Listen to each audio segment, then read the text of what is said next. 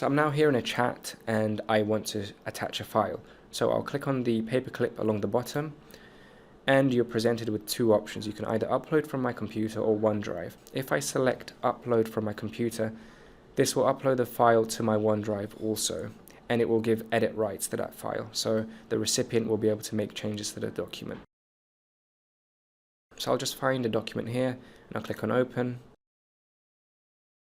So we've got the files in the chat, and if I click on the Word document here, this will take me to the Word document where I can make changes, but Michael also can make changes at the same time. If you have a look along the top, if I click on conversations, this will take me to the Teams conversation, so I can send a message. I can always attach another file, and then if you want to go back to the Word document, click on X, and then that will bring you back to the Word document.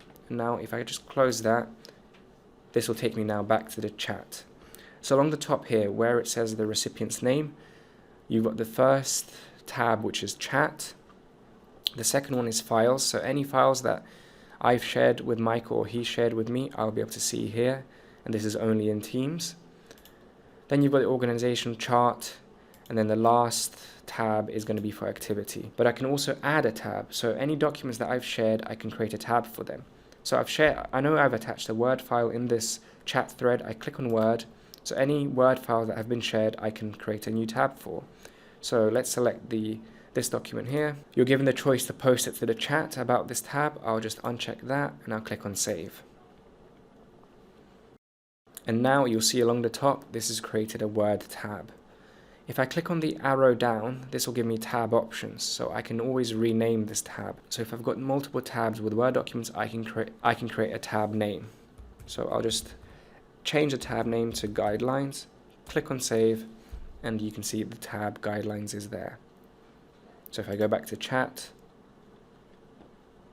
click on here, two more, and you'll see Guidelines. This gives me quick access to this document.